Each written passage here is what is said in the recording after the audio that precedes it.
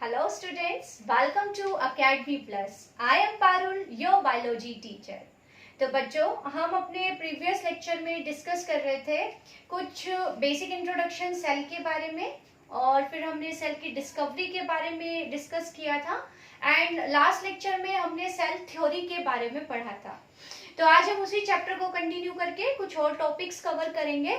तो आज का जो हमारा पहला टॉपिक होगा वो है यूनिसेलुलर वर्सेस मल्टीसेलुलर ऑर्गेनिजम्स। ठीक है, यहाँ मैंने एक साइड लिखा है यूनिसेलुलर ऑर्गेनिजम्स और एक साइड मैंने लिखा है मल्टीसेलुलर ऑर्गेनिजम्स। तो देखिए क्या है ये यूनिसेलुलर एंड मल्टीसेलुलर ऑर्गेनिजम्स।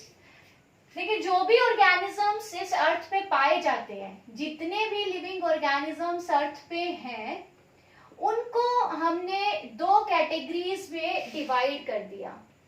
ठीक है, जितने भी ऑर्गेनिजम्स इस अर्थ पे पाए जाते हैं उनको हमने दो ग्रुप्स में बांट दिया। और ये किस बेसिस पे हमने किया? On the basis of number of cells in their body, कि बॉडी कितनी सेल से बनी है, उस बेसिस पे ऑर्गेनिजम्स को दो ग्रुप में बांटा गया है। तो organisms on the basis of number of cells. ठीक है, दो ग्रुप बना दिए। एक ग्रुप में रखा गया यूनिसेलुलर ऑर्गेनिजम्स को और एक ग्रुप में रखा गया मल्टीसेलुलर ऑर्गेनिजम्स को। तो इन्हीं को हम कंपेयर करेंगे। पहले डेफिनेशन की बात देखें तो देखिए, यूनी वर्ड का मतलब होता है, यूनी वर्ड का मतलब होता है सिंगल, और सेलुलर वर्ड सेल के लिए यूज हुआ है। तो ऐसे ऑर्गेनिजम्स जिनकी बॉडी एक सिंगल सेल से बनी होती है, ठीक है, ऐसे organisms which are made of only one cell, ऐसे ऑर्गेनिजम्स को हम कहते हैं यूनिसेलुलर ऑर्गेनिजम्स। तो इसकी डेफिनेशन क्या हो जाएगी? Organisms made of single cell. भाई, इनकी पूरी बॉडी ही, इन ऑर्गेनिज्म की पूरी बॉडी ही एक ही सेल से बनी होती है, या कहीं एक ही सेल इनकी पूरी बॉडी है। तो ऐसे organisms which are made of only one cell, ऐसे ऑर्गेनिजम्स को हम कहेंगे यूनिसेलुलर ऑर्गेनिजम्स। ठीक है, इसके एग्जांपल्स क्या हो जाएंगे? कौन से ऑर्गेनिजम्स ऐसे हैं जिनकी बॉडी सिंगल सेल्ड है? तो इस ग्रुप में कौन आएगा? देखिए, एक फंगस होती है जिसका नाम है यीस्ट। आपने ये फंगस का नाम पहले शायद सुना हो या ना सुना हो, तो इसके बारे में थोड़ी सी बात आपको बता देती हूँ कि ये एक फंगस है और ये एक ऐसी फंगस है जो सिंगल सेल से बनी हुई है। और इस फंगस का यूज ब्रीविंग इंडस्ट्री में करते हैं अल्कोहल और बेवरेज, अल्कोहलिक बेवरेजेस बनाने के लिए, जैसे बियर, वाइन, ब्रांडी। तो ये सब अल्कोहलिक ड्रिंक्स बनाने के लिए जिस फंगस का यूज होता है, उस फंगस का नाम है यीस्ट। इसके अलावा बेकिंग इंडस्ट्री में ब्रेड वगैरह बेक करने के लिए, ब्रेड बनाने में भी फंगस का यूज होता है। वो फंगस भी कौन है? यीस्ट। यीस्ट क्या है? एक फंगस, और ये सिर्फ एक ही सेल से बनी होती है। तो इसलिए ये कैटेगरी में रखी गई यूनिसेलुलर ऑर्गेनिजम्स की। तो यीस्ट क्या है? A fungus. इसके अलावा आपने अमीबा का नाम तो जरूर सुना होगा। अमीबा जो कि एक प्रोटोजोन है, एक सिंगल सेल से बना हुआ ऑर्गेनिज्म है। इसके अलावा पैरामीशियम, ये भी एक सिंगल सेल से बना हुआ ऑर्गेनिज्म है और ये भी प्रोटोजोन है। यूग्लिना हो गया। इसके अलावा कुछ प्लांट्स हैं। प्लांट्स के अंदर एक ग्रुप होता है एल्गी का। तो एल्गी, कुछ एल्गी ऐसी हैं जो सिंगल सेल्ड है, जैसे एसिटेबुलेरिया, ये एक एल्गी है, सिंगल सेल्ड एल्गी। इसके अलावा दूसरी एल्गी है क्लेमाइडोमोनास। तो ये कुछ ऐसे ऑर्गेनिजम्स हैं, जैसे यीस्ट हो गया, अमीबा, पैरामीशियम, यूग्लिना, एसिटेबुलेरिया, क्लेमाइडोमोनास, और इसके अलावा भी जितने भी बैक्टीरिया हैं वो सब भी सिंगल सेल्ड हैं। तो ये कुछ ऐसे ऑर्गेनिजम्स हैं जिनकी बॉडी एक ही बनी होती है, तो ये ऑर्गेनिजम्स हो गए यूनिसेलुलर ऑर्गेनिजम्स। दूसरी तरफ हम चले तो अगली कैटेगरी है मल्टी सेलुलर ऑर्गेनिजम्स की। मल्टी वर्ड मतलब मैनी। तो ऐसे ऑर्गेनिजम्स जिनकी बॉडी एक से ज्यादा सेल से बनी होती है, या हम कहें एक से ज्यादा सेल से बनी हुए ऑर्गेनिजम्स को हम मल्टी सेलुलर ऑर्गेनिजम्स कहते हैं। तो ऑर्गेनिजम्स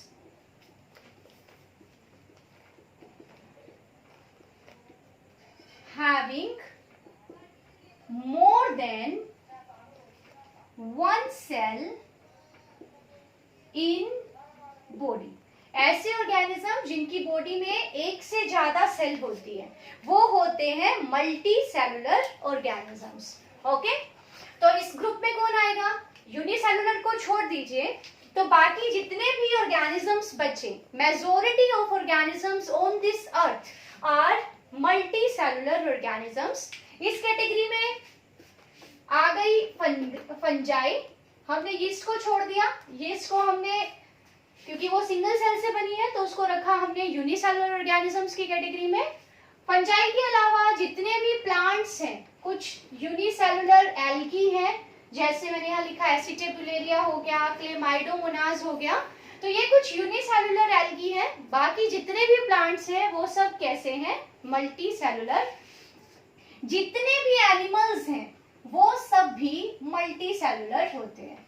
तो मल्टी सेलुलर ऑर्गेनिजम्स में यीस्ट को छोड़ के बाकी जितनी भी फंजाई बच गई वो सब, कुछ यूनिसेलुलर एल्गी को छोड़ के बाकी majority of plants are multicellular. इसके अलावा जितने भी एनिमल्स हैं वो सब भी क्या होते हैं? Multi cellular. ओके, अब देखिए यहाँ अगला, ये एक तो ये डिफरेंस हो गया कि यूनिसेलुलर सिंगल सेल से बने हैं, मल्टी सेलुलर मैनी सेल से बने हैं। अब आगे के एस्पेक्ट्स डिस्कस करें तो यूनिसेलुलर ऑर्गेनिजम्स की बॉडी क्योंकि सिंगल सेल से बनी है, तो जितनी भी एक्टिविटीज होती है वो एक सिंगल सेल को करनी पड़ती है। अगर एक ही सेल है तो उसी को सारा काम करना पड़ेगा बॉडी में। तो ऐसे ऑर्गेनिजम्स में क्या होता है, एक ही सेल है एंड वो single cell performs all the functions of body.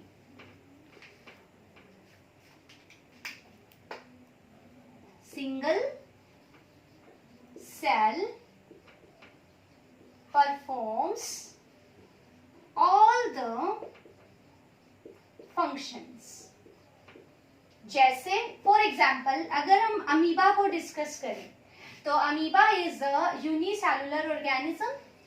ये अमीबा हो गया, ये इसकी सेल हो गई, मींस इसकी बॉडी हो गई, सिंगल सेल है, और ये एक ही पूरा ऑर्गेनिज्म है या एक ही पूरी सेल है। अब इसी सेल को सारे काम करने पड़ेंगे। जो बेसिक एक्टिविटीज है वो तो हर सेल करती ही है, जैसे हर सेल को खाना चाहिए होता है, हर सेल रेस्पिरेशन करती है, सेल में जो वेस्ट बनता है हर सेल उसको रिमूव करती है।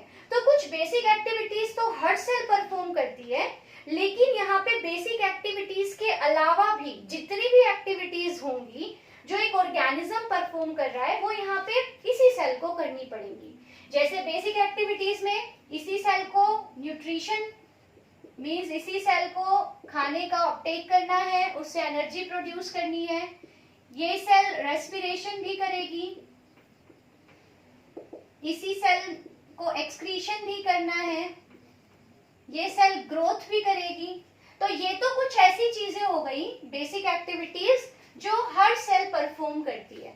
बट इसके अलावा जितनी भी एक्टिविटीज है लाइक मूवमेंट, तो मूवमेंट का काम भी इसी सेल को करना पड़ेगा।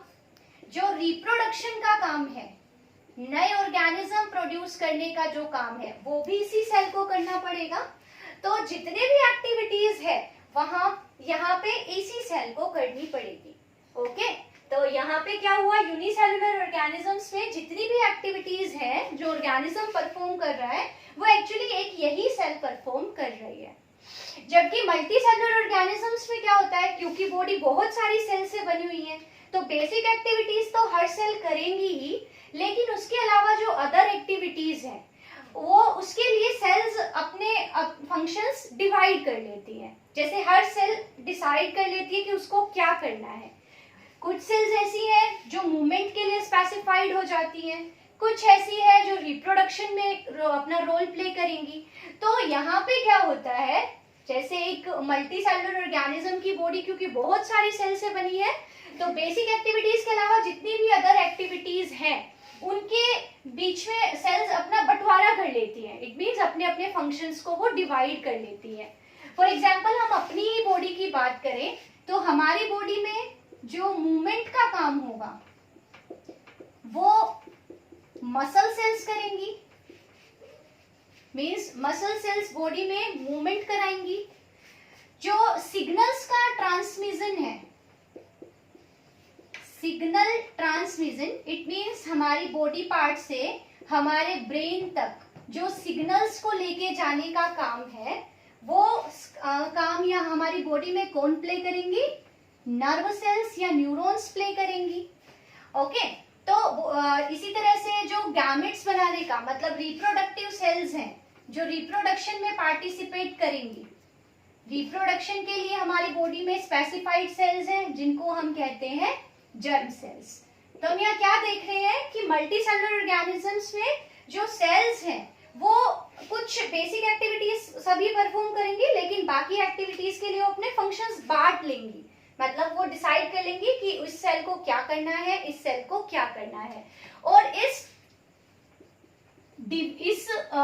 काम बंटवारे को हम कहते हैं डिवीजन ऑफ लेबर। ठीक है, मीन सेल ने अपना अपना लेबर बांट लिया, अपना अपना काम बांट लिया। तो हम कह सकते हैं कि यूनिसेलुलर ऑर्गेनिजम्स में there is no division of labour, क्योंकि एक ही सेल है उसी को सारी एक्टिविटीज करनी पड़ेंगी। जबकि मल्टी सेलुलर में सेल्स के बीच में काम का बंटवारा हो जाएगा और इस प्रोसेस को हम कहेंगे डिवीजन ऑफ लेबर। इसका जैसे मैंने आपको एग्जांपल दिया, बॉडी में मूवमेंट के लिए देयर आर स्पेसिफाइड सेल्स जिनको हम मसल सेल्स कहते हैं। सिग्नल्स को जैसे सपोज हमारी जो आईज में जो इमेज बन रही है उसके सिग्नल्स हमारे ब्रेन तक लेके जाने का काम कौन करेंगी? Nerve cells. हमारे ईयर से जो साउंड वेव्स हमारे ईयर में कलेक्ट हो रही हैं उनका डिकोड करने का काम, वो मतलब ईयर से जो सिग्नल ब्रेन तक लेके जाने का काम है वो कौन करेंगी? Nerve cells.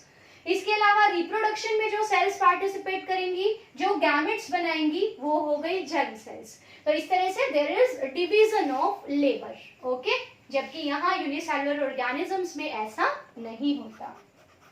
अच्छा, आगे चले तो यहाँ देखिए एक ही सेल है, अगर उसी की डेथ हो जाए तो मतलब ऑर्गेनिजम्स की भी डेथ हो गई। तो ऐसे ऑर्गेनिजम्स जो सिंगल सेल से बने हैं उनमें सेल की डेथ मतलब ऑर्गेनिज्म की डेथ। तो यहाँ पे हम क्या कहेंगे? Death of cell means death of organism. Okay, cell की डेथ हो गई मतलब ऑर्गेनिज्म की डेथ।